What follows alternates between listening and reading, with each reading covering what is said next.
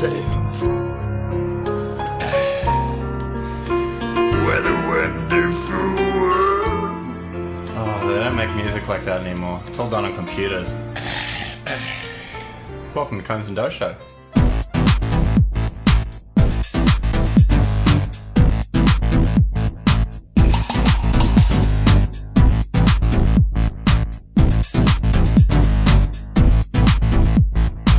Big beats are the best. Get high all the time.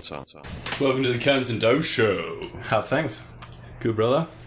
It's been happening. Not much. It's a fucking sunny day outside. It's sweating in the studio. Sweating in the studio. It's Labor Day weekend, and you know everyone's come out of their slumber. I can only imagine what it's like in somewhere like Montreal, where everyone's super rugged up. But even here, when the warm weather comes and the denim cut-offs start and everything, and I'll tell you what, there are some chubby Chinese calves in this city. Not that I'm complaining.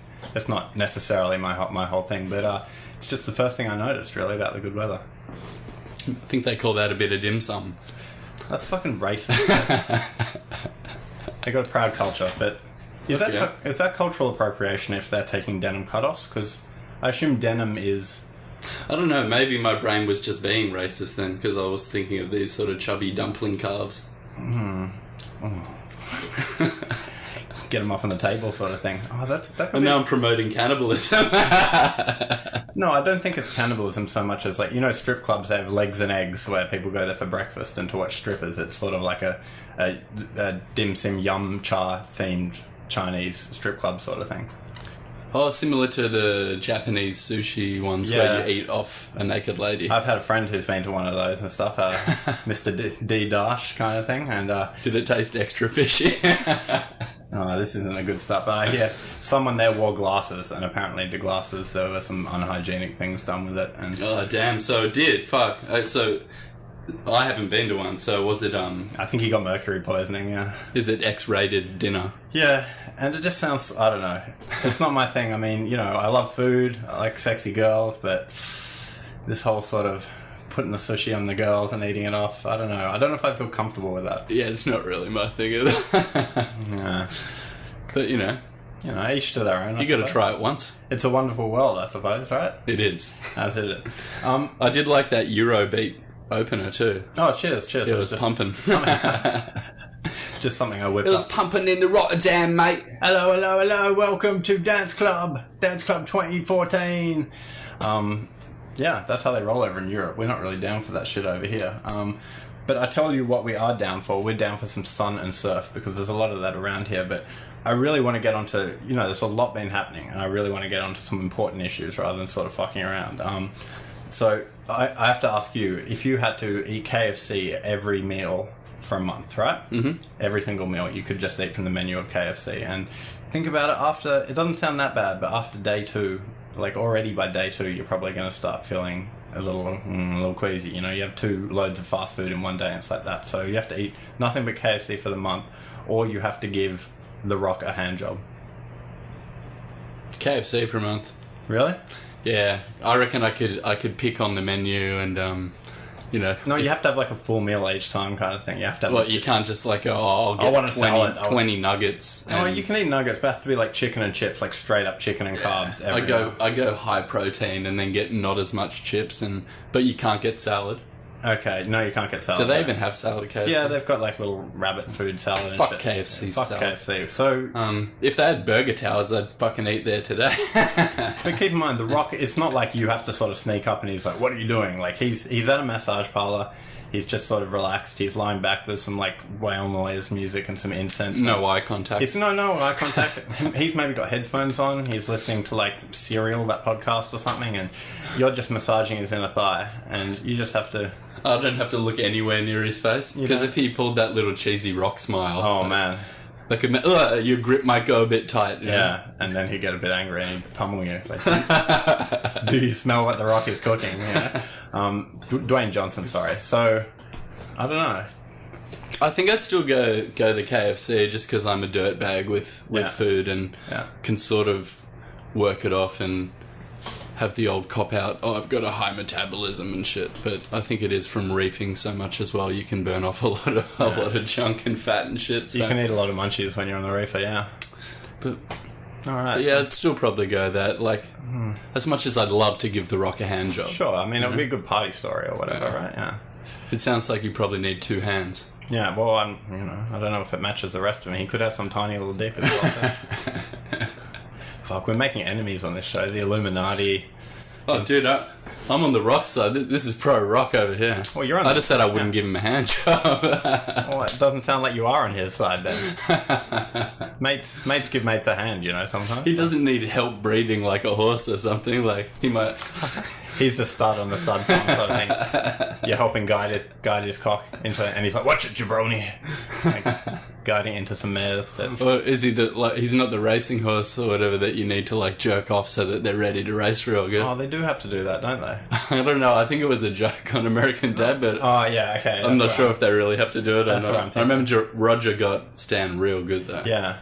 Do you reckon the jockeys would have to do it, or there'd be like special, like massage people? It seems a bit dangerous for a jockey. I mean, they're so small and horse cock is so big. It is pretty big. I mean, that shit can go wrong. There was some farm in Washington State. Sprained an ankle. There was a farm in Washington State where a guy got fucked to death by a horse or whatever. And people used to fly from around the world to go there, so... Why would they fly to go there? Because there's not that many places. It's like a fucking... that cat house... So a guy died there from fucking a horse. No, from getting fucked by a horse. Yeah, but... Because it was legal in that state. Yeah. No, just because I think no one really knew. It's like the Bunny Ranch, that fucking legal Nevada brothel that's off the kind of interstate, and people fly all around to have like experiences. It is legal though, isn't it? No, I don't think it was like just some person who owned a fucking farm, but apparently he showed up like fucked on the kind of doorstep of a hospital, and they investigated it and found some pretty like that random whorehouse in Harold and Kumar too. Oh man, that place isn't cool. Yeah, there've been a few bad whorehouses in movies. So yeah. Either way, I just thought I'd clear that up. Sorry to be so smutty straight away, but... It's alright, it matches my faux racism. But I had a fucked up dream this morning, or last night, or whatever. It was kind of like the opening scene in... One of the opening scenes in The Karate Kid, where they're having that beach party. Mm-hmm. Except instead of being this kind of beach party on a beach, it was more on, like, a point... on all the rocks where it would go out to the point headland. Yep. And everyone was having this party on rocks, right? Mm-hmm. And I arrived there on my motorcycle, my Honda CBR 250, right? Uh-huh.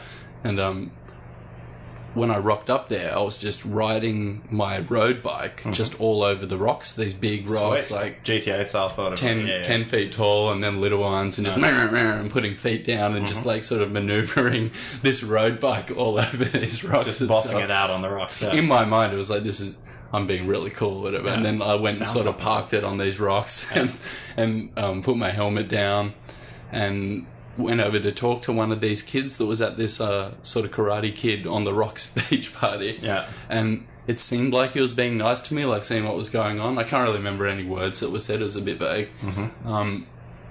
And I noticed after a while that the rest of the party were more jeering me and stuff, and it was more like, this guy's a dick. And the guy that was talking to me was more distracting me so that they could fuck with my shit, right? And I'm like, and I went to get out of there real quick. It's sort of like I was Daniel's son. Sure. And I went over and got my motorbike, and then was like, where's my helmet? And they'd thrown my helmet from the rocks into the water. That's fucking. And I was like, shit, and I still had all my leathers on, like this leather jacket and overpants and shit, and I just dove straight into the water with all this stuff on, grabbed what I thought was my helmet and swam back out real quick because I'm like, I'm gonna sink. Sure. And then I just had some piece of fucking sea trash in my hand, like I didn't actually get my helmet. I was near it and grabbed something else. Yeah. Turned around, and the kids now have my helmet, and they're like, throwing it around.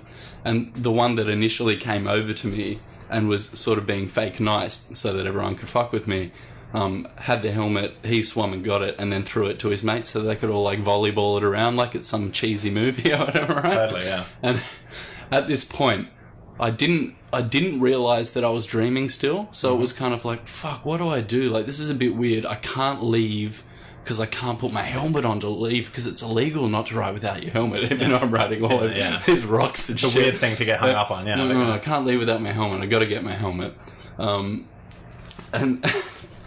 And I grabbed this kid, this sort of blonde, skinny kid, and at this point now, it seemed like I was more of this adult size, and these were more like this bunch of kids having the party, and I wasn't really. You've grown from the experience. I wasn't really in on it anymore, yeah. and I grabbed this blonde kid by the head with both hands, just like on the sides of his head, and sort of knowingly was like, instead of grabbing him by the feet and just thrashing him around, I'll grab him by the head and thrash him around so it just hurts his legs a little bit. Yeah, mercy, yeah. And like, then just leave him on the ground, and I went bang, bang, like in this like sort of rainbow motion. Yeah, like a fish sort of back but and only forth, twice, like bang on one side, then bang on the other side.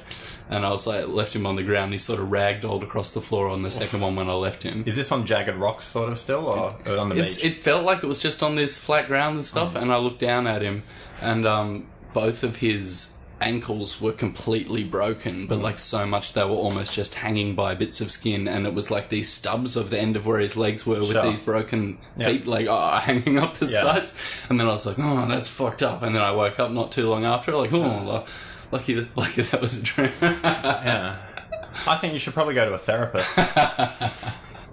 It was such extreme violence when sort of the intention was to not really hurt him too bad, and then it sort of ripped both of his feet off. Well, you establish your dominance. He's not going to be fucking with you anymore, is he? But oh man, that's pretty crazy. But I can't talk. I had that's messed up. Like knocking his feet off, doing it back and forth. But my little one, it's just a really short one. Is that I might have gone for longer, but this was last night or the night before. I dreamt that. Well, it seemed real because I was just in the bathroom at my home, and I was just taking a piss or whatever, and started like not being able to control where I was pissing, and like pissing up over the side of the toilet, like, or pissing on the back of the wall, like getting fucked up, right, kind of thing. And it sounds like high school. Yeah, my girlfriend like opened the door, sort of thing, and this is in the drain, but it seemed really real because it's right in our house. It's just down from where I'm sleeping, and she opens the door, and as she does it, I feel what feels like a spider bite, like on the right lower side of my abdomen. And then that starts to like creep up as I'm still sort of like trying to stop pissing. Like, it creeps up and sort of goes across into my chest and starts getting into my chest, but like a feeling like it wasn't just the spider bite, or that it was a spider bite, but the toxins had gone straight through my blood into my heart. Creeping through, and they went to my heart and started like just like feeling like you're dying and shit. And then I woke up in real life screaming in my bed like And my girlfriend was like helped chill me out and stuff like that. So I haven't had a screamer for a while. Not since I was really like quite young. Damn. I get sort of like paralyzed night terrors quite often and stuff. Hectic. It's not really cool, but sometimes I just feel like I can't move and I have to sort of go. So yours is so real that you can't just take that control and smash their feet off. Yeah, or sometimes I get body paralysis and sort of half know I'm awake and I have to sort of go like. I can't move my feet or my legs, and if my girlfriend texts me, I have to sort of go, like this, and then sort of she'll jolt me, and it jolts me back into it. Yeah, it's not really cool, but I don't know what it is. Maybe I should smoke more weed. Yeah, or DMT. We should try that again and see if you can I'll start getting those lucid dreams going. I don't need any more lucid dreams after that, but... No, like where you're more in control. Sure. Okay, yeah. But I don't know, my dreams, they're not really cool. It's like... some fucked up version of real life kind of thing. Like, it's never that fantastical. It's always just like real life, but like weird sort of creepy shit happening. I find that mine are a little bit more crazy when I've had a lot of caffeine as well. Yeah, totally. That was probably it. I have been drinking a lot of caffeine recently. We got a little pod coffee maker at home, so I've just been smashing that quite a bit. Yeah, they're pretty cool. I do like them over the powdered instant shit. I should probably cut back a little bit so that it's not just a regular part of every day for me. How much do you drink a day normally? A double shot, but only one usually. So it's not too bad, like coffee a day, a strong coffee a day. But when it becomes every day, it's like, oh shit, you should probably have a couple of days off caffeine. I know. I've been having like a coffee before work with this maker, but then I get to work and I'm sort of like, I feel naked without my coffee, and I have to go buy another like small cappuccino and stuff. And you're right, I should probably cut down on the caffeine, really. That's what it's about. I find it quite useful for things like playing guitar and stuff. It feels like after I've had a cup of coffee, you get a bit more dexterity in your fingers. There's something about it, and even tobacco to some extent, but I try not to do that too much anymore. But there is a little bit of motor function improvement and stuff. You know, the positives that people don't like to talk about because fucking tobacco like can do so much negative shit, apparently. Yeah, it's not cool. It's not cool. But maybe have one of these nicotine vaporizers and... These little Nico sticks. Nicotine's not completely in the clear, but at least you're not getting all of that other shit, and it's still giving you the stimulant that's making Stephen King write awesome novels or like. Well, it's pretty funny you should, because we don't know what we're having sort of when this nicotine that I'm smoking e-cig right now, and we got this from China, right? It's like propylene glycol, or it can be vegetable glycerin. And I think some people have figured out how to do it with coconut oil now, but it's a bit thicker. But it's sort of stupid. I get paranoid chemically about dumb stuff. Like when I was in Victoria on a holiday, and with my girlfriend, like we had to change the battery, and the top of it got all that like fucked up chemical battery dust, and I was like, oh, like I get real.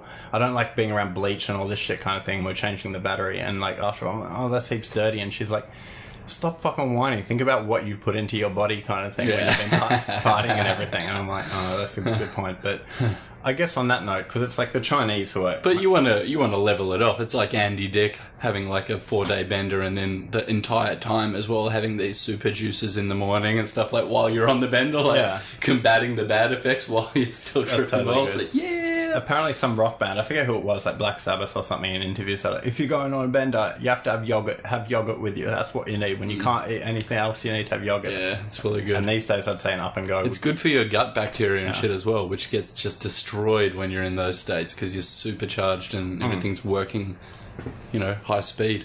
It is working at high speed, but this is my theory, because all these chemicals come from China and stuff, right? And I think that basically with their shoddy products and everything, and who knows what we're ingesting and stuff, every now and then you hear something sus, and so they don't want to fight an open war because their like navy isn't great and stuff like that, and their calves are a bit chubby to run sometimes and stuff. Yeah, they might just put up some footage of their fleet going somewhere, and then you figure out, well, wait a second, that looks like CGI from 1998, and they're saying they just took over what country? Yeah. Like using the photo. No, we did. Like they just got their first aircraft carrier, and then all of a sudden they've got 10, and you're like, that's a Photoshop clone tool going on there.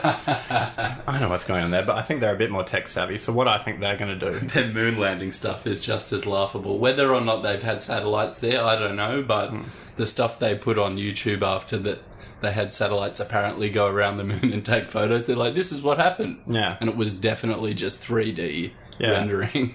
Yeah, you reckon? It could have been. Fuck. It's hard to tell, but I think what they're going to do is by sending all these products, because it's hard to go to war with someone who's sort of with the economy is, but obviously there's going to be a confrontation sooner or later. So my theory is that with the kind of complexity of the global supply chain and everything now, they're going to wear us down with these sort of bad products, and so we're all fat and lazy and stuff like that.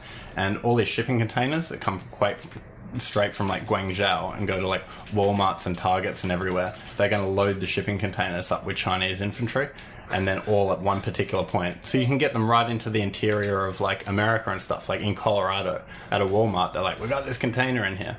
It's like the people smuggling, and it gets crossed with international war crimes. Yeah, exactly. And it's an invasion. But apparently a Japanese general said... It can be a movie, and then the Boston Police Department uncovers the first shipment of Chinese infantry. Starring Bill Burr and Ben Affleck, and they take it all down. I'm not equipped to deal with this! But they did... I haven't seen the new Red Dawn, but that was the Chinese and that supposedly invaded. Oh, when did that come out? I don't know. It must have been shit. I'm pretty sure it was pretty shit, but I think it's pretty tricky to invade America, because one of the Japanese generals in World War II, someone was suggesting it, like invading the West Coast, and he said, like in typical sort of elegant Japanese kind of insightful fashion, he's like, in America there is a gun behind every blade of grass. And that's true. If you invade them, they get Red Dawn, they get Wolverine on your shit. That's why you got to sneak attack them. Yeah, that's a double-edged sword too, with all the fucking school shootings and fucked up shit in America. God damn. Yeah, that guy's a bit crazy. They need to chill that shit the fuck out, but who knows? So you got on that side, like, behind every blade of grass, and it is this, who's going to take that shit over? But, my theory is they're killing themselves. They're killing themselves. I think exactly like Rome and stuff, America as a nation it's impossible to invade. That's part of the strength of their power. They're not like fucking France or Belgium where you got armies traipsing back and forth for all of history. Like they've got a continent-wide big thing. They've got Mexico on the south, which can't do much. Canada's not going to invade them. So essentially they're kind of like invincible from invasion. But I think ultimately the country will get too diverse regionally, ethnically, culturally and stuff to all be able to administer as one state, like from Washington. Because the essence of it is that, like we've talked about before on the podcast, how it's out of the Enlightenment era. Sure. And if you push aside all of the shit that goes along with the people that were involved in the so-called Enlightenment stuff. If you actually go with the root of it, it's brilliant, and that is why America is so great, is because it is this melting pot of all these different ideas, and they did give everyone a lot of opportunities and stuff. Like, the world's going to be complex, and there's fucked up stuff in their history with slavery and all those sort of things, but the reason they are so good is because of the diversity of the population and the fact that it's not built on, this was our God, even though that might have been co-opted at some point. It was built on, you know, like, it's bigger than that, and you should be able to follow your dream no matter who you are. And there's a sense of equality in a consciousness sense. Even if you can be born female, you can be born male, and you have different opportunities because of your gender, or in a different part of the world and you're in a country that you don't have opportunities as another part of the world.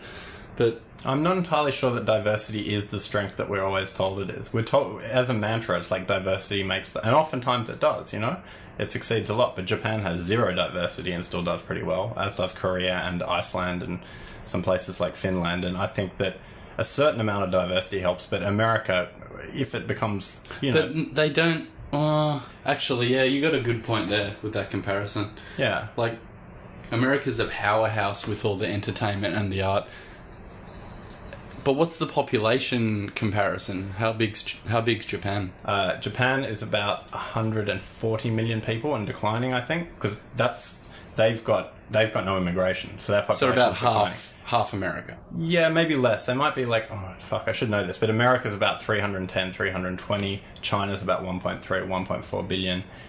India's on track to overtake China in not too long, and India's still a bit of a basket case, and little old us around here are just about to pass, I think, 25 million. Well, they maintain a lot of cultural relevance, but I think America, with the diversity, transcend nationalism better. It is appealing to more of the world rather than you have to start getting... Like, I had to get quite immersed in like Japanese culture to try and understand it before I started enjoying it a lot, whereas America's good at doing the, you know, like in your face kind of face value kind of art that's just throwaway, but it is still quite entertaining. And I think part of that is just that we grow up like with American culture is sort of a default culture in entertainment and stuff when you grow up and everything. I guess when you're a pioneer of it, but you're right, because it's like, what is it? There's other countries have said like, what is it, like Britain and stuff, they're like, why can't we have a Silicon Valley, or why can't we have a Hollywood? And it's just sort of those European nation states, they're very much like ethnic based and stuff, which I think why ultimately there's going to be quite a lot of problems with like mass Muslim migration there and stuff, but we'll get into that later. Whereas America is a lot more based on an idea, and it's called a nation, but it's not a nation in the same way that like the British people are a nation or the German people are a nation. Because England and that seems like established tribes for a while, and then it gets taken over by Romans and shit, and that sort of stuff keeps happening, whereas America, they're still built on their initial, aside from the American Indian, or how do you say it, Native American. A lot of them like being called Indians. It's strange. You think it's not politically correct, but... So aside from that, you get the image in your head of them being settlers going from east to west across the country and just fighting the land and doing it for themselves. And it feels like that consciousness sort of got ingrained in the people. Yeah. So you had a bunch of people that were willing to go to these crazy lengths to get where they needed to go, and then they just shack up in hospitable places, and people would die along the way. Take my land. This is my land now and shit. So it seems like that got ingrained a little bit, and maybe that is some of that drive, and it even comes across in some of the accents. You can't say all, because there's so many different shades of an American accent in different states and stuff, but you know what I mean though, like how a lot of them you could on face value is like say that it's almost an egomaniacal accent. It's like this brash sort of and I don't want to say fake, but it seems like they're in a movie acting even when they're in real life. Totally, I mean, And maybe that is just a reflection of the people, but I don't know, maybe it could be art reflecting life, reflecting art as well. They see the movie and then they want to be John Wayne. I think it is, and it's weird because like California we're talking about, it is that sort of weird dreamscape. It seems like you put sort of a camera in their face and then they start talking. But then again, that's exported. Like that, this whole trash reality culture, no one has lapped that up more than Britain. And Britain... that's true. Yeah, and they used to be like... Britain used to have like very much, it was all about being proper in the Victorian times and stuff. America's dad and mum, isn't it? Yeah, that's true, but well, it's America's mum or something, and then I guess Africa is the dad. So I think it's weird. I think it is fair to say that Australia is sort of, and I've always thought of this as far as I've sort of been following politics and culture and stuff, we really are halfway between Britain and America, sort of. We have that British cultural heritage, but with the sort of more optimism, I guess, and the sort of sense of being a newer project and newer country than the UK or anything like that. But we did start as this crazy penal colony. It's a fucked up way for a country to start. I guess it's a similar thing with the overcoming oppression, getting ingrained into that sort of way of thinking. But Australia, I'm not sure if, because it's such an arid desert, that's why, isn't it? Like, people did try and cross and see if there was anything that we could sort of settle. Burke and Wills and all those guys, they had a sort of, it was this sort of maniacal idea of like setting out and they'd find an inland sea and stuff. And one of the famous ones was back when Sydney was just very early days in like a penal colony and stuff, like charlatans would sell maps to the prisoners, having a little map saying if you go up near like the Hawkesbury River and stuff like that, you just get over the Blue Mountains and that's where Shangri-La is.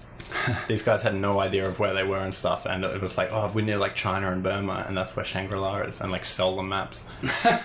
And then they'd go to escape into this sort of like terrifyingly empty kind of continent. God damn. So that's why we all huddle around the coast. Like, I mean,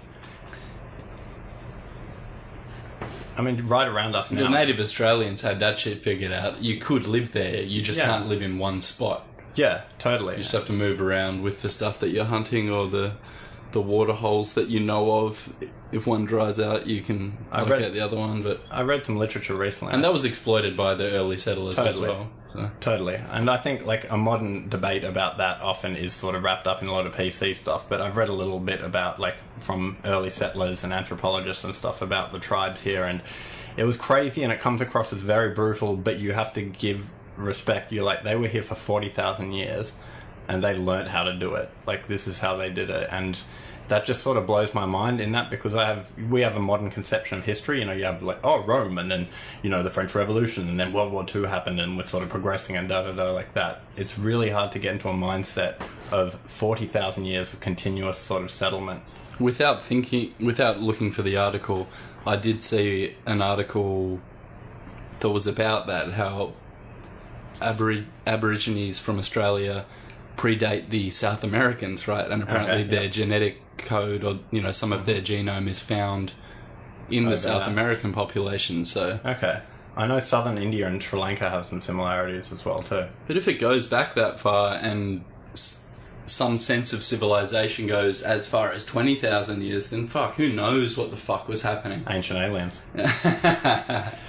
But I just mean Dark Ages type shit. Well, true. I mean, I've always thought it would be cool. Some of these tribes that we're talking about that are the parents of these these later generations could have done the same thing to a bunch that seem primitive to them, or some other word than primitive. But you know what I mean? No, I know what you mean. An earlier rendition. Well, the Germans were so the Goths were so primitive to like the Romans and stuff, whereas now the Germans would look down on like Mediterranean people and all this sort of stuff. But I've heard also that that is not an automobile. This is a gas. That's not an automobile. This is a gas chamber. Oh no, that's mean, because I've been going to a German bakery and they're really friendly and they're nice, and they didn't have my chocolate croissant there the other day. And they'd have to be for 60 years. I was like, oh, have you discontinued the chocolate croissant? And she's like, no, we have to. They're coming from Germany, and I'm like, that's why they're so good. And she's like, oh yeah. But yeah, apparently the indigenous people that we know here might have displaced an even earlier previous indigenous people. So when we displaced them, it's sort of like, well, they're not even the first Australians. I think all of that's implied, and then it just gets back to a stage where it's Neanderthals or it's another bipedal ape. There was probably lots of different species of bipedal apes, and then there was one bunch of big dogs that kicked all their other asses. And well, I haven't followed it that much, but there are alternate theories about like man coming out of like East Africa and expanding everywhere sort of thing from there. But that's where the original men and stuff were And then from. there's aquatic ape theories, which are a bit flimsy, but still pretty cool, though. And also, like, babies can hold their breath instinctively underwater, and throwing the way that our hair seems to have just gone away, sort of like you're waiting. You throw a baby into water, straight away newborn, and it starts swimming. That's fucking crazy. And the other mammals have sort of like, they've lost all their body hair and gained subcutaneous fat, which humans have as well. And so weird. There's weird shit that goes along with it, but it could have been all of that shit together, like the bipedal apes in Africa, these wading apes here, these other ones here, and then some of them breed together, make this. I've heard Europeans could be the product of Neanderthals and others, and everyone thinks of them as being really stupid, but their brains were bigger than us by a decent bit. And there was interbreeding, Yeah. If people are going to fuck pigs and farm animals and shit, of course they were fucking other humans that looked a bit different. Totally. the fucking Prime Minister of Britain fucked a dead pig, So. Oh, shit.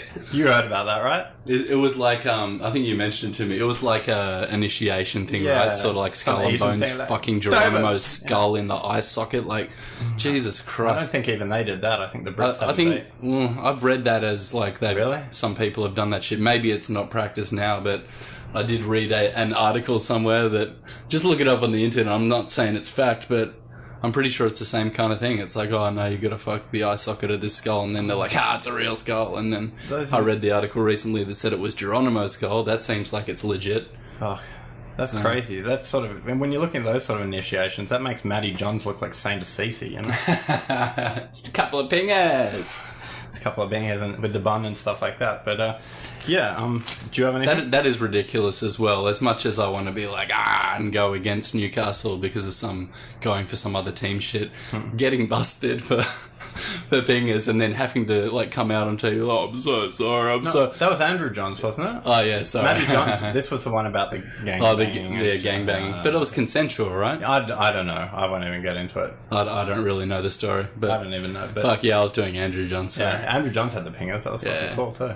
And then, but coming out and like being you have to be so sad and sorry that you did pingers and shit. Like, I know. When really on the inside he's probably like, everyone should do pingers. It makes you real happy. I'm doing baseball style, dropping acid on the field and shit like that. But fuck, that's crazy. But well, to go on to that, we were talking about sport recently and sport and tribalism and how you're like, come on, fucking you ref, you fucking cunt, blah blah blah, and sort of how you get swept up in that sort of. I'm trying not to.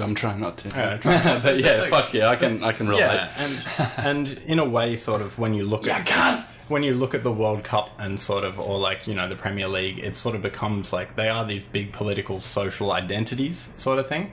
Like, I imagine there's a lot of people in Britain who feel more affinity to, like, Manchester United than they do to being sort of English or whatever and stuff. Yeah, totally. But I didn't know this, but during... or, like, even other people that move to the UK then have a stronger affinity for a UK soccer team than for their own country. When I listen to the BBC World Service Soccer, all the comments are, like, from, like, Patrice in Uganda and stuff. They love it over there and stuff, so they probably like that more. But in the Byzantine Empire, which was sort of when Rome sort of fell apart, the western part sort of became Catholic Church ruled it. The eastern bit was the Byzantine Empire, which was centered around Turkey, Constantinople and stuff. And I had no idea about this, but there was a lot of political instability caused at one point when they had these mad chariot races, right? You've seen Ben-Hur, how they have that. And, this evolves on from, like, the Colosseum games and stuff, but at some point these things got to be so big that it divided into this blue and green supporter team.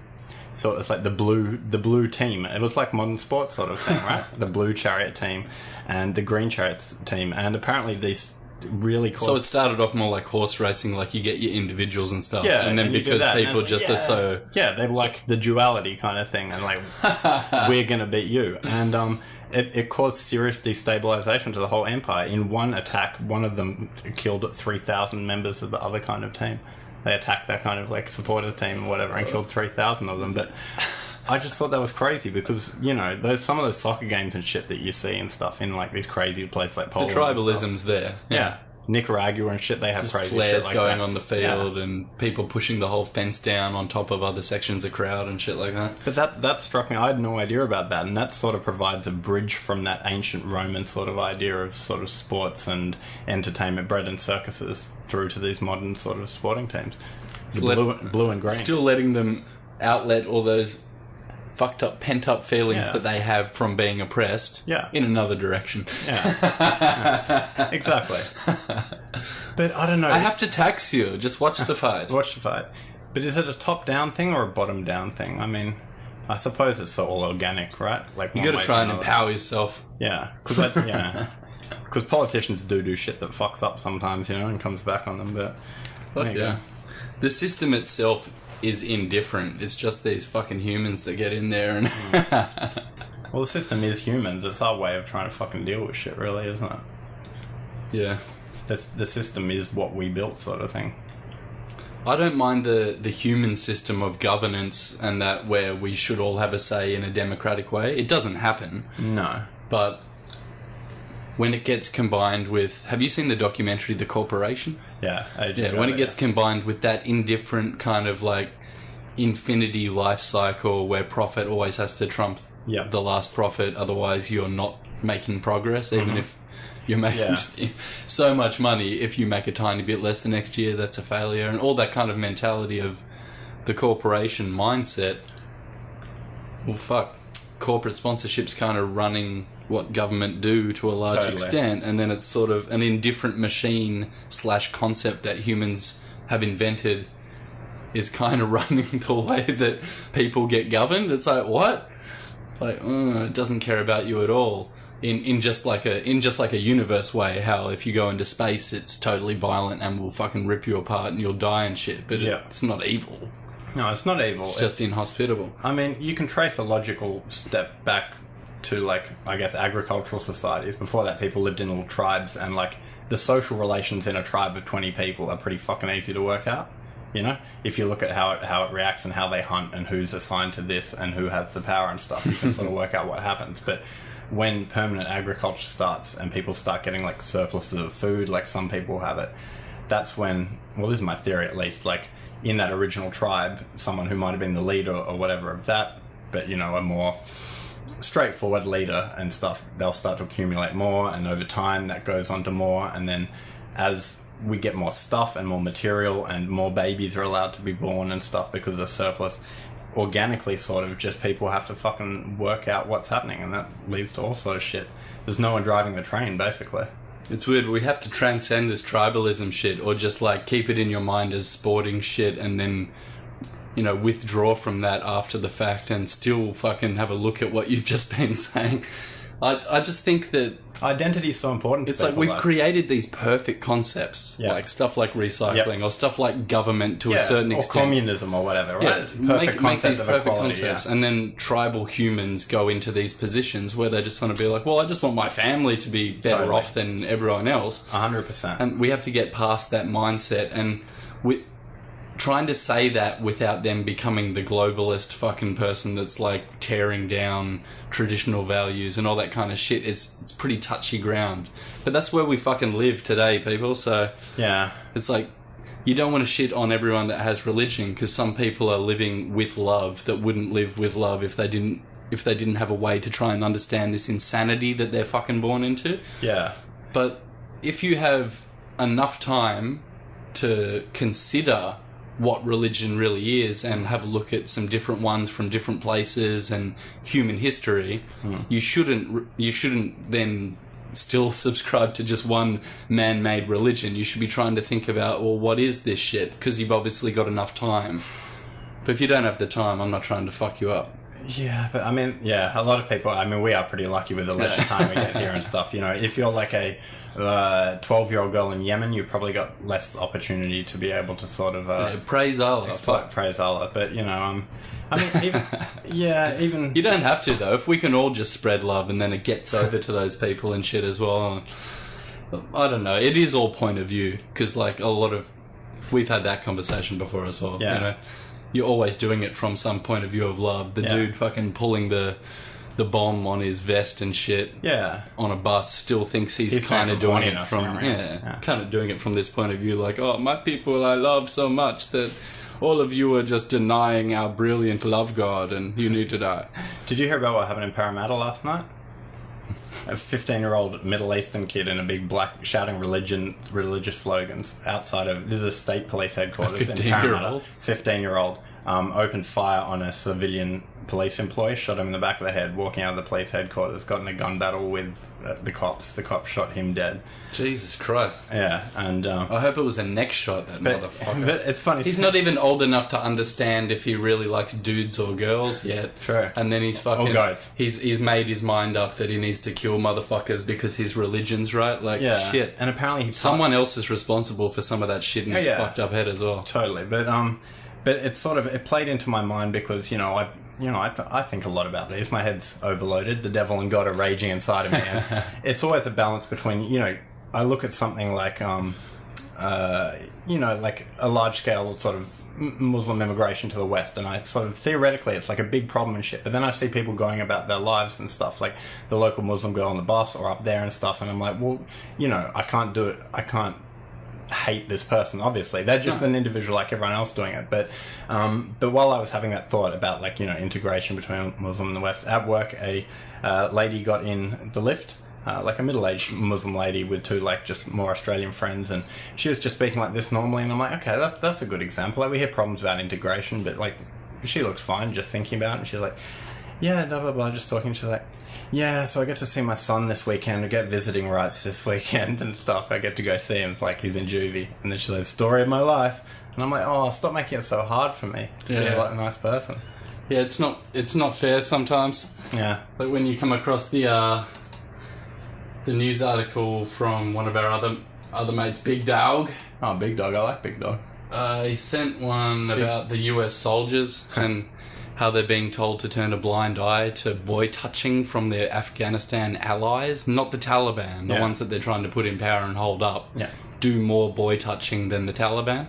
And it discussed some of these soldiers, and then the soldiers get talked down to and shit like this. So, if that culturally is a problem, which this article from New York Times is saying that they have a cultural problem in Afghanistan with kiddie touching in the present government that they're trying to prop up, the one that they're saying this should run Afghanistan, then people that are leaving because it's war-torn or whatever and becoming immigrants, they're potentially from that side, right? Yes. And then you're getting more pedophiles and shit in the countries that you're getting people in. And I'm not trying to sound like on this fucking redneck rant or whatever, but that's just fucking logical. Yeah. You're going to get a higher instance of pedophiles. Are they going to become like good little Germans straight away? Yeah, they'll get rid of those thoughts after they go to the beach a couple of times and get overloaded. The 70% of refugees going to Germany who are single men as well too. 70% of them were single men, so I don't know. It seems I'm all for helping fucking everyone, and let's treat everyone on an individual level, etc., etc. But when you think about that as a statistic, you're like, well, fuck. It's weird, but people get shitty when one kitty toucher moves next door in the neighborhood. They go ape shit. There was one in America the other week where the woman went to jail because she murdered, or it might have been Australia, I can't remember, but she murdered the dude next door because he was an ex-kitty toucher. Yeah. And people were celebrating her on Facebook afterwards, but... The problem is, like, look at Afghanistan. We went in there and I supported... the same people supporting immigration. And I went into, like, let's go catch Osama. I was upset about that kind of thing and everything, right? We're there for, like, 10 years and something. Afghanistan has repelled Alexander the Great. They've repelled the British. They fought off the Russians, and now they fought off the Americans. And a huge part of this problem comes from the idea that it's sort of like, in a way, it's like that sort of progressive humanitarianism of bringing rights to people. It's like imperialist in a way. Yeah, it's like trying to rob them of their culture. Yeah, and their culture is fucked up compared to us, and it's primitive and it's shitty, but from their point of view, we're robbing them of their culture, and why should they get rid of it when they move to another country because of some war that wasn't even their fault? And all our you can see that side and all our aid, billions of dollars going to Afghanistan in well-meaning girls' school and shit. It gets funneled off to build projects in Dubai from the Afghans who get it and go and build their beach houses in Dubai. We need to stop invading the world and inviting the world. I think that's what we need to do. But then again, it's all sort of a product of fucking globalization. It's hard to turn this shit down. So I don't know. Fuck yeah. Where's my Israel? Another one of those complex issues we like to get into and not solve on the Conez and Dose show. It's alright though, it's not too dry. It's pretty good. No, I like it. I talk, but I think that, like, that is a fucked up statistic just in any country, and then it's like, the fact that we get a number of immigrants from Afghanistan, it's like, isn't that something that you should take into account rather than just get the soldiers to ignore because you don't want that to be on the news too much? Yeah. Like the poppy fields that you're guarding and shit. I know, like, I mean... just don't talk about the bad shit. It's going to cause problems. It's all going to... But this is why it's like, I hate ISIS, but I don't really think that we necessarily should be there.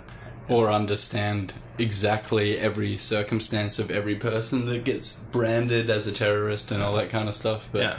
Like, the story of my political life is a story of realising that not everyone wants our values. Well, I suppose, but on the other end, I mean, I saw a story the other day. It was this poor... I watched the video, actually, up near where I grew up in Willoughby. This Chinese girl got on the bus. It started actually before she got off. This fucking blonde woman comes up and's like, "Oh, you fucking chink, blah, blah, blah," going on like this. Gets on the bus, keeps on fucking abusing her and stuff, like, like this, like, blah, blah, blah, and goes on, like, "You fucking chinks, go back," and, like, just getting really abusive and stuff like that.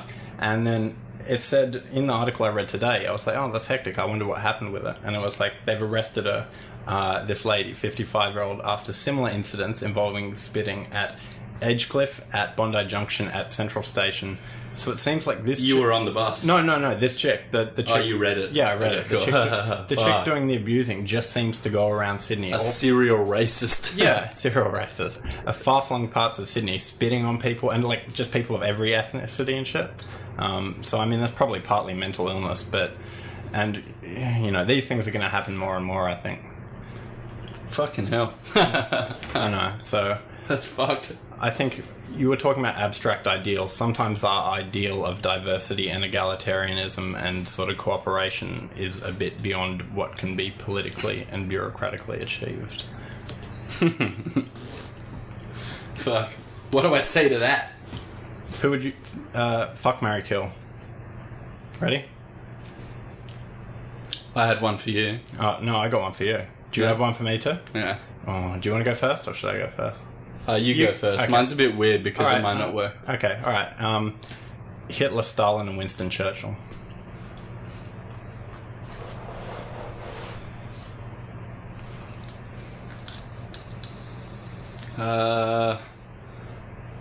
Kill Stalin, fuck Hitler, marry Churchill. Exactly. Correct. Just because I wanted to know what it'd be like to fuck Hitler. It's a little bit... I thought about Nine! I thought about it for a bit, and I'm like, imagine if you married having to listen to Hitler's, like, day when he got home and shit. Because you didn't say make love, marry, kill. No, you said fuck, marry, kill. So you couldn't listen to Hitler and Stalin's fucking bullshit and stuff. And Stalin, he sauces me out almost more than Hitler. I just wouldn't want him in my house, so get rid of him. And Churchill has some good stories and stuff, so congratulations, you got that correct. Fuck yeah. I gotta remember my third one. I know who the first two are. Yeah. Oh, well, I can tell you while you're thinking it, is that I put on some new shoes the other day, and they're quite tall shoes. And I realised, remember in first-person shooter games, how it used to be Doom and you just run straight around, and at one point, for like added realism and stuff, they added sort of this bobbing up and down walking movement. Oh, yeah, totally, yeah. And it made it feel quite a lot more realistic. Yeah. Well, with walking down the corridors at work the other day, putting on these sort of newer shoes that are quite tall, I just got this mad sense of that I don't normally get when you're outside. Oh, the bobbing. The bobbing, just because there were like little like cabinets and stuff next to me, and once I got it in my head, I just couldn't get it out. And I forget about it every now and then. Yeah. And then when you remember and you look at someone, it looks so funny because they're just going brink, down the street. That's true. A good way to fuck with people too when you're talking to them. Just look for a second. You just look at sort of a spot like edged off, just in the middle, like just above their nose. Stop it! Stop doing that. All right, you got a fuck, marry, kill for me? I can't remember my third wabbit. Your third wabbit? Yeah. Alright, fuck. I can try ducks, maybe. Alright. Well, I don't know if it works for the duck. Who is it? Just fuck or marry, or? Alright. Fuck, marry, kill. Mm-hmm. Daffy Duck, Daisy Duck, and Donald Duck. Someone with a bit of a bi vibe for you. Daffy Duck. a bi-bestiality vibe. Do you get to fuck the I guess you can be a cartoon as well, so it's not bad. Do you get to fuck the person you marry, or what? Well, is it like a normal marriage? Because, I mean, I wouldn't mind, like... Oh, man. For the first 6 months, yeah, go nuts. Or is it just blowjobs? Because like, Daisy Duck...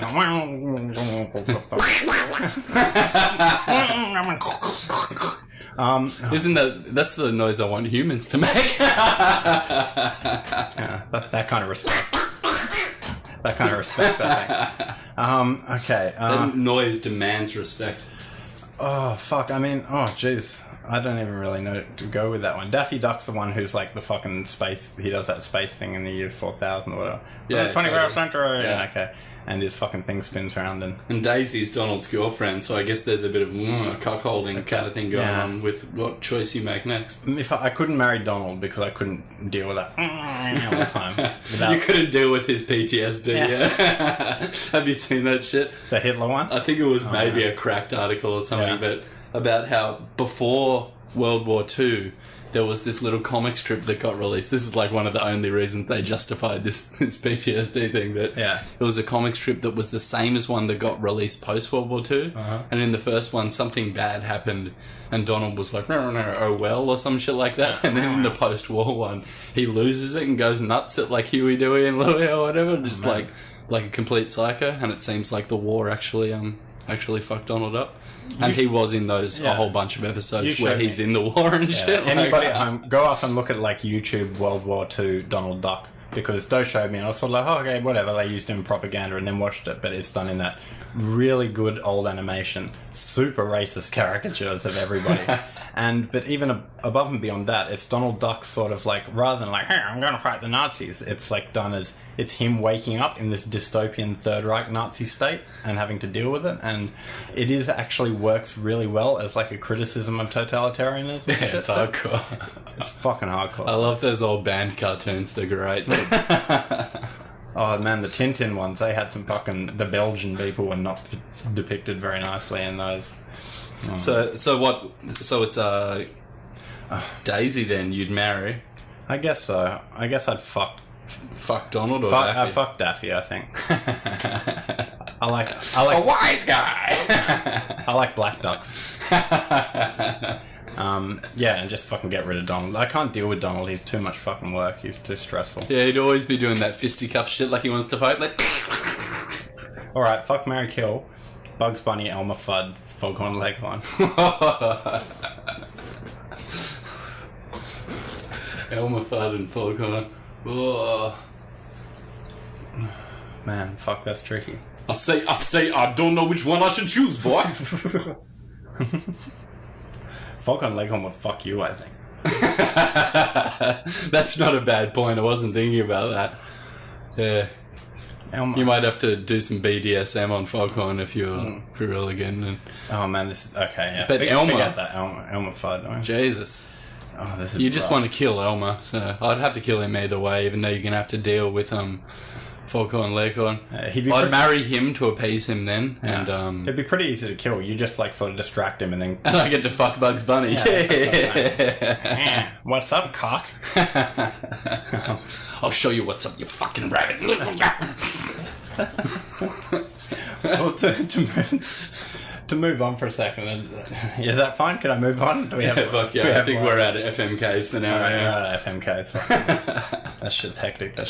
But the French have a term called staircase wit, and that's about when like you've had an encounter and you remember something later, like fuck, I should have said that. Right? Oh yeah, I hate that shit. Yeah, I hate fucking that hindsight shit. humor. And you know how sometimes if you've had like, you know, an unpleasant encounter with someone or like a stranger or a shop owner and it's gotten a bit aggro and you sort of think in your head like, oh, what if that had just gone the right way? You know, like in movies, so it sort of goes the right way. And, you know, there's elements in everyone's life that you can get too hung up on that shit about stuff. But the other day I had like a perfect incident occur to me, right? It just went so smoothly. Yeah. But it was over such trivial bullshit, but I'll see if I can sort of get across how it was. Me walking up out of the pedestrian tunnel with my big headphones on, right? Listening to this cool podcast called the Conez and Doe Show. And I was coming up and listening to that, just enjoying that, walking up into the sunlight. and there's one of these kind of fucking, you know, charity guys, the guys who get paid to distract you kind of thing, and he's like, sees me, and probably one of these English guys, always English, like, hey, like, walks sort of in my way, like, sort of blonde guy, about 19, a little bit shorter than me, like, hey, can I, like, hey, what's up? Or like, hey man, what's up? Like, or, how are you going, or whatever. I think he said, how are you doing? And I'm like, listening to headphones, like, without sort of, like, missing a beat. I'm just like, listening to headphones, like pointing up at my headphones.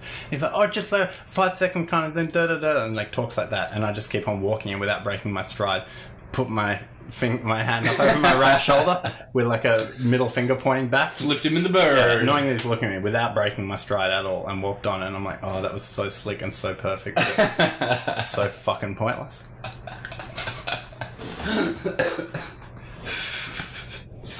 That's pretty crazy. Hopefully he wasn't, like, bleeding out. Hey, man, can I help you? Like, fuck you. Like, man, help me, I'm fucking dying. You're like, yeah. Yeah, like... Cold bird. That guy's not gonna get my time. Oh, man. Fuck yeah. That's pretty cool. But yeah, perfect moment. Sublime. Yeah, you should have just pulled a Christopher Walken on him or some shit. Just rip something out, or a Samuel L. Jackson. I don't have the time! What is it? Yes, they deserve to die, and I hope they burn now. This is a tasty burger! I read an interview with him recently, and I have to say he's a pretty likeable guy. Yeah, he's a champ. Yeah, like a lot of these actors are assholes and stuff, but he's pretty self-deprecating and stuff. I don't like his Kangol hat styles, but that's probably the only thing I don't like. What is a Kangol? Everything else is sweet. What's the Kangol hat look like again? That one that's sort of like a beret, but it's not quite. It's just up at the front and sort of like a front beret kind of shit. Yeah. Yeah. Got a little kangaroo for the insignia. I did like, you know, I'm on the fence. Tarantino, I don't mind some of his shit, but I did like the other day, he like just rattles off sort of what he thinks, and apparently he still tapes shit on VHS. He doesn't download stuff from the movies, he tapes it, which is kind of cool, but he was like saying something offhand, but it became this big deal. He's like talking about the current state of movies, and he's like, yeah, I think all these things with like Kate Blanchett and shit, no one's going to remember those. That's pretty cool, because I'm not really a fan of Kate Blanchett. In school, they made us go as like an English class or drama class to watch that Romeo and Juliet fucking trash remake thing. I sort of like, what, the one with Leonardo DiCaprio in it? No, not that. Okay. Fucking the one about Shakespeare, but it's like a Shakespeare. It's like a yeah. Okay. Yeah. It's like a meta fucking thing. Yeah. That's Gwyneth Paltrow, though, isn't it? Yeah. It blows my dick. Yeah. I haven't seen that for a while. Ralph Fiennes or something, is it? I don't know. I don't want to know. The original, the Romeo and Juliet. I just remember it was quite a cool excursion to the city from our school in northern Sydney. Yeah. And then the day was good, but then we had to sit through this fucking turd. Yeah. Romeo and Juliet, I liked that originally, but I think you saw some Paltrow titty in that one, though. Yeah, that's what I thought. Unless she had a stunt tit. Yeah, I saw a bit of Linda Hamilton titty the other day as well, too. Oh, the old triangles in Terminator. Fuck yeah. I did watch Terminator, because I watched the new one, TerminatorGenisys. Old Pizza Tits Hamilton. She's such a strong woman, though. No, I do like her. I'm fucked. Sorry, Linda. Yeah. Sorry, Linda. Yeah, I know Linda's a big fan of this and stuff. No, fuck. I'm into Terminator too. I've liked your work. Yeah. The new one, I watched TerminatorGenisys, and like... It's like, okay, two problems if I can go on for a little bit. Just I won't waffle for ages, but the fact that you can do anything with CGI makes people think they should do everything with CGI, right? And they're like, let's have like a helicopter chase doing da-da-da. But because it's so fantastical, it sort of loses that grounding of realism and the physics. So even in... Like the first, like the prequel Star Wars movies. Yeah, exactly. Or this like the weird sort of physics from comic book movies and shit. Whereas I went and watched back the first Terminator after that, and like having the little fucking rolling things with the models and shit, that's heaps cool and stuff. Second thing, in the new one, they've got the chick who got her titties out on Game of Thrones. I forget her name. I just remember Amelia Clarke. Okay, well there you go. Yeah. Okay, I'm the bad one now.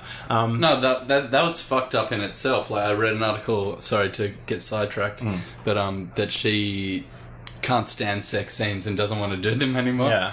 That's kind of like, that's what you were made on. But no, props to her. If you can get in and then do what you want, fuck yeah. I can see why, because she's got sort of tuck shop arms a little bit now. But anyway, no, great girl. And like, I was like, okay, why isn't this working and stuff? And I'm like, is it because they've tried to make her like, oh, this super cool badass action chick? And I'm like, it's not even that, because James Cameron did that. He loves these strong women and shit. And Terminator 2 and stuff was fucking cool.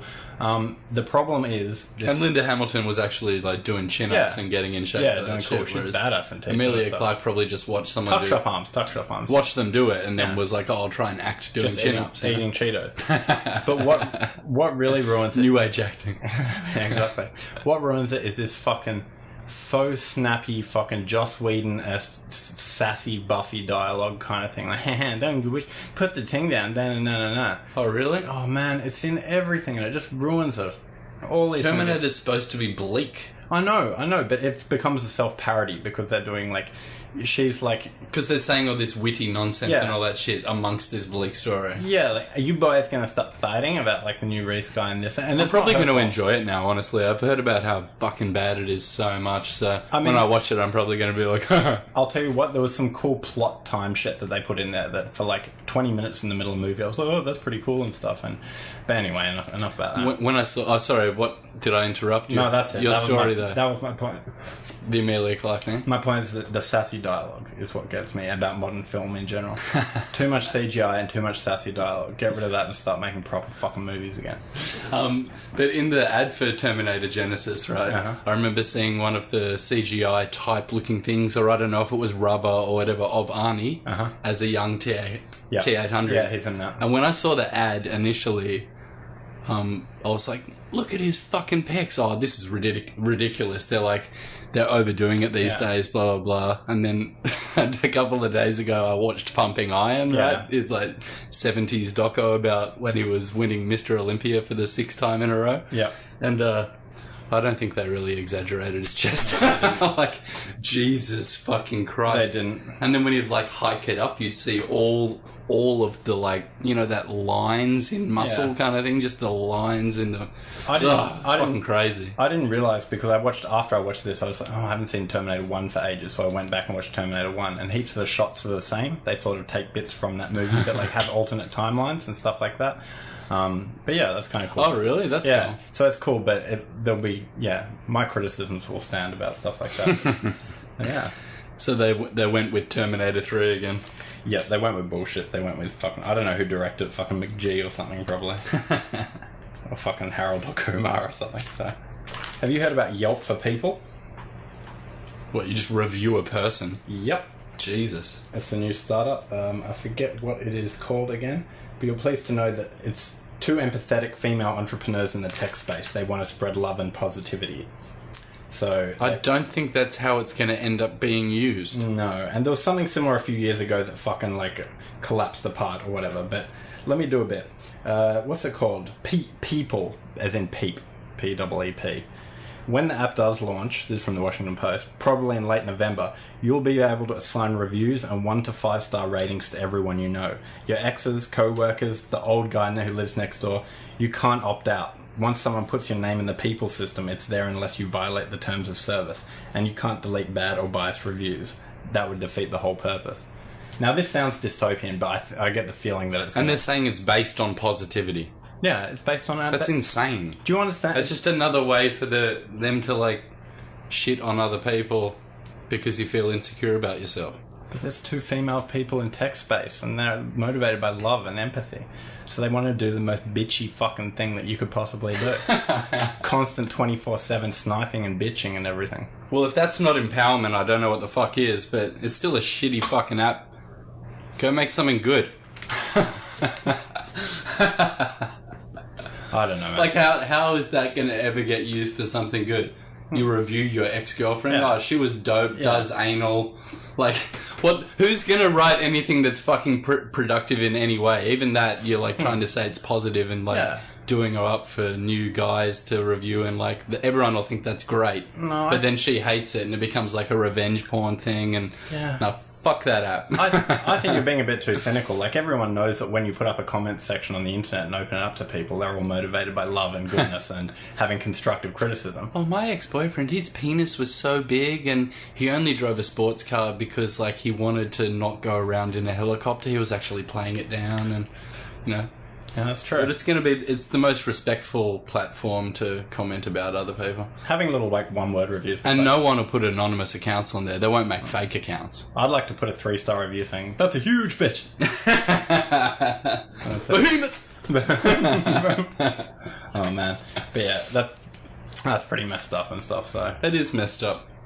It's kind of like this thought I had when I came across this random article. I don't want to harp on it too much, but it was basically Lena Dunham coming out and standing up for Serena Williams and Ronda Rousey, saying like, "Oh, it's fully bad when people body shame them," right? Yeah. And then like the same week or the week before, she just basically body shamed herself by posting a selfie in front of a bathroom mirror, looking sad in underwear, like, oh, like kind of looking all woe is me and shit. So she does that kind of stuff to herself. And then she comes out in support of these other two girls who I had, like, maybe I have this vague sense of I've heard that shaming shit about Rousey, but not really at all. She's an ass kicker and transcends that negativity.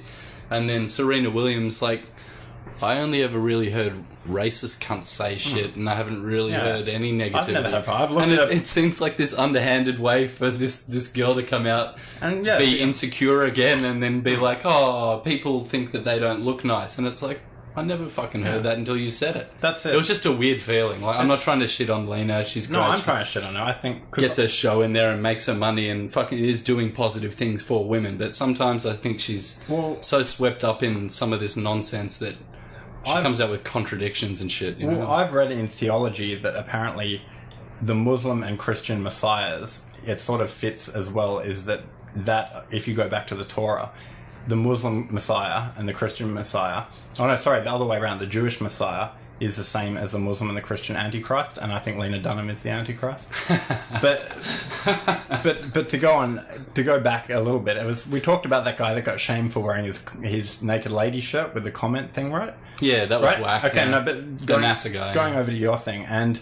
It was like, okay, when they started criticizing, like, oh, you know, you're putting off women from going into STEM and stuff wearing that. And I'm sort of thinking in my head, what's going to put off a little girl more about going into STEM? The fact that this guy who's, like, fun and, like, super smart and on TV and has, like, you know, a wacky shirt, is that going to put her off? Or is it all these fucking feminist bloggers telling her that she should be put off? Yeah, that she's going to be put off about it. It's self-reinforcing shit. And, fuck it. Fuck the internet. Yeah. Fuck it all. Yeah, it's a fuck cycle of nonsense. Well, I can tell you something that you'll like a bit more if we want to wrap. But it's fun to talk about. It is fun to talk about. But if we want to get back to something cool, but it's a big thing. It's known as the hunter weed infestation. I'm not sure if I've talked to you. Hunter weed infestation. Hunter weed infestation. Up in the Hunter Valley in New South Wales. The Hunter Valley, from about the 60s to the 80s, had a mad problem with just wild cannabis growing all up and down. It's not so much on the Hunter itself, but on its little tributaries. And especially back in the 60s with the sort of proto-hippie type people. Is it like Cannabis Australis? Or is it just some shit people brought over back in the day? It's straight up weed. Like, it was weed that you could smoke and shit. And it just went on and on and on and took over farmers' fields. And there weren't as many people smoking it because there wasn't a big cannabis culture as much. How far is that from Nimbin? It's on the way up there, but it's not all the way up there. Close, but it grows up there. And it took them, I think, something like 25 years to permanently eradicate it all up there. Oh, that's fucking sad. There was so much. The proto-hippies and shit, there used to be, I think I saw a picture or two and just like big stands of sort of cannabis and stuff. With all these cops smiling next to these burning piles of Yeah, exactly. Getting a bit high and stuff, yeah. Oh, man. Getting high off that own supply. But I thought we'd just talk about something nice after all that stuff, and there's nothing really nicer than a giant fucking stand of, like, ineradicable marijuana. Just growing wildly. In North Korea it does that. Apparently it's all sweet. Yeah, and it's fine to just smoke joints in public and shit. Yeah, you can smoke joints because tobacco is so hard to get. So the government lets them smoke joints. And apparently they got quite a lot of ice and shit there, and that makes sense too. Oh, goddamn. It's a working man's drug. It is a working man's drug. But then you need to chill out with the weed. Imagine being high at one of those. Oh, on that point, right? Go on. You know how we maybe on one of our episodes that's been up so far, talked about the sort of the drug policy that I was saying to enforce, where if you're whacked out on ice or any of these super stimulants, they should jack you up on some cannabis oil however they can and sedate your brain and all that kind of shit.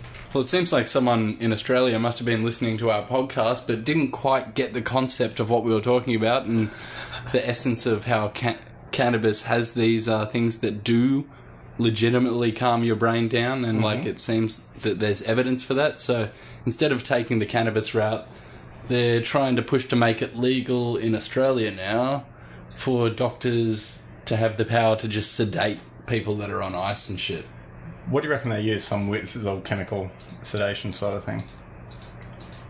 Let's see if I can find it quickly. If you gave them some little tincture or something just into the IV or whatever, that would be nice, just being hooked up to that.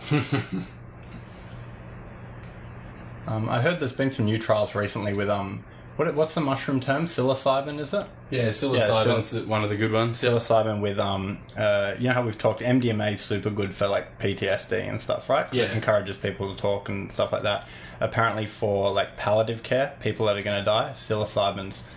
They've done experiments and it makes Canada have done some really hectic stuff. And for the last, people with terminal cancer and stuff, apparently it just helps you come to grips with your fucking mortality.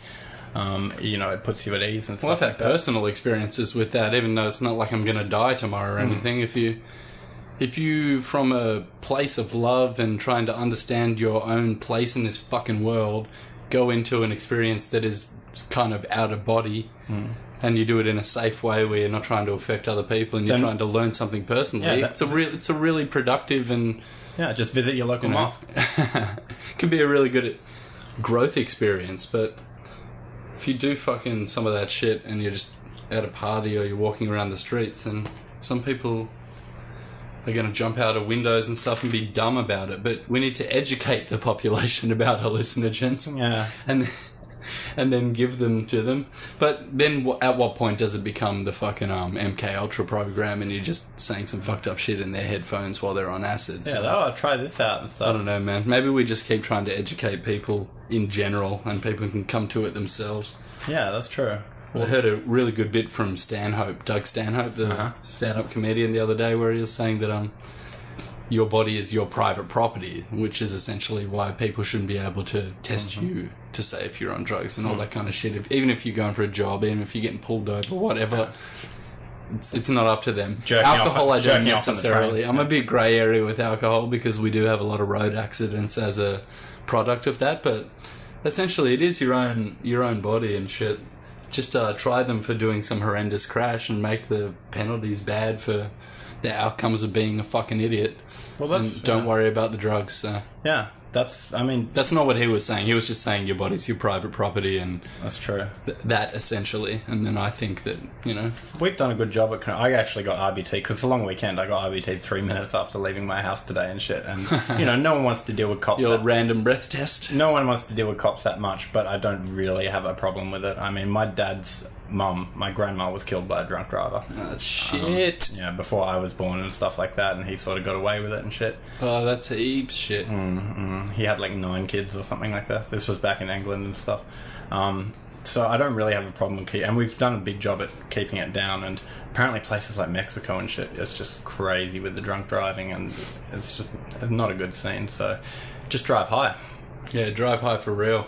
On Alaska State Troopers, I was watching the other day this cool reality show where it's in Alaska, and they pulled over this guy and they're like, he's being a bit erratic, like super cold, snowy streets, and have a look at him and they're like, oh, smell marijuana, and like find his stuff and give him a little test or whatever and stuff. But it seems like in Alaska it's different to the rest of the shit you see on cops. People will like arc up a bit more at the cops because it's like more independent. There's no one. It's not as easy for them to just like call 10 people and fucking tackle you and take you down to the station and shit. But this guy here had a bit of weed, and after a while he's like, the guy gives him a little test, one of those American like put your heel in front of your toe test. Oh, walk a line. Yeah, with the weed, and he's like, He's like, touch your nose. Yeah, he's like, okay, I've decided you're not impaired. Cut my balls. Yeah, cut my balls.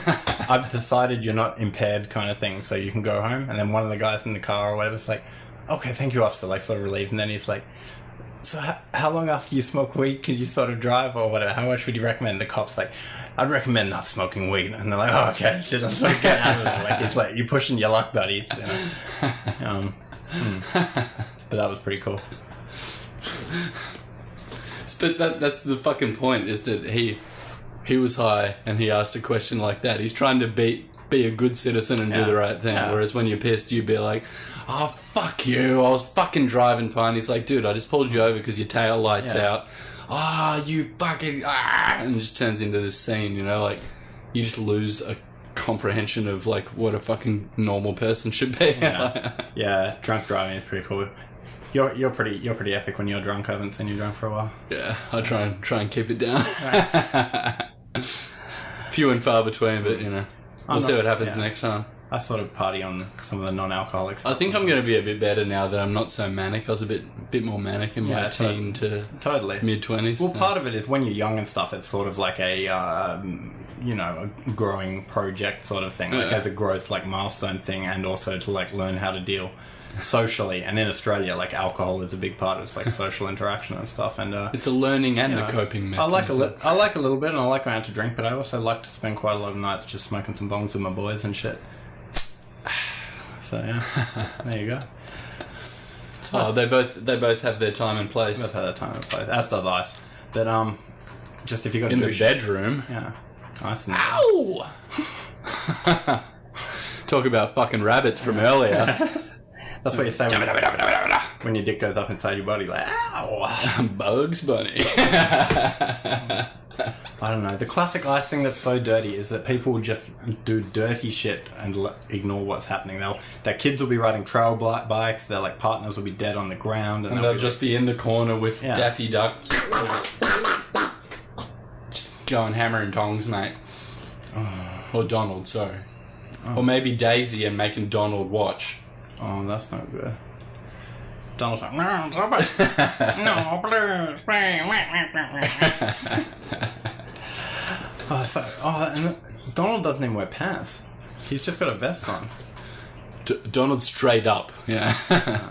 He's in your face with the duck dick. It's not like Donald, fuck. Oh, what a show, what a show. I think we covered some good stuff, and, you know, I didn't mention earlier, but thanks to Louis Armstrong for that special guest appearance earlier. It's pretty special. Yeah, it was nice. Good outtake from back. What was it? How long ago was that song? Oh man, must have been 30s or the 40s, some old school shit. He was singing about some new school drugs. Yeah, he was somewhere over the rainbow, I think, basically. He was in Oz. But speaking of being over the rainbow, I mean, we're going to wrap it up. I just like to leave you with a quote from a great thinker of our time. His name is Mr. Justin Bieber. And he was the Biebs. Talking about his beliefs. You don't need to go to church to be Christian. If you go to Taco Bell, that doesn't make you a taco. That's not bad, J. Biebs. That's not bad, J. Biebs. Oh man. What do we got to finish on? Should we crank out the collab this week? We got a collaboration. I think some of our old pre-show listeners may have heard it before, so sorry guys, we'll work on some new shit for you. That's true. But, you know, we live in a recyclable world, and then some people haven't heard this, and I reckon it's pretty fresh. It's a little collab between Conez and Doe. It's basically the musical representation of happy gas when you go to the dentist. Happy gas, and more generally, just being fucked up. It's called MebongDelta. About huffing nitrous. Alright, dog. Well, we better wrap that shit up. Can you give me an Eiffel Tower? I've been missing an Eiffel Tower all fucking week. I don't know, can we go for the Cincinnati Canal? Oh, Cincinnati Canal. Oh, man. May the force be with you, motherfucker. From Mace motherfucking Windu. Winners don't use drugs. See you, guys. See you, though.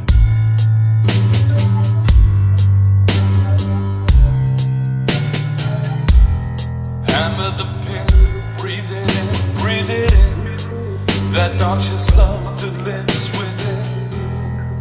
Compressed aerosol, reverse Panadol, Pandora's ball of lovely sin. Free my mind, fly away. just crouching in the alleyway. Flip the switch, reset my brain, project my pain, inject the shame.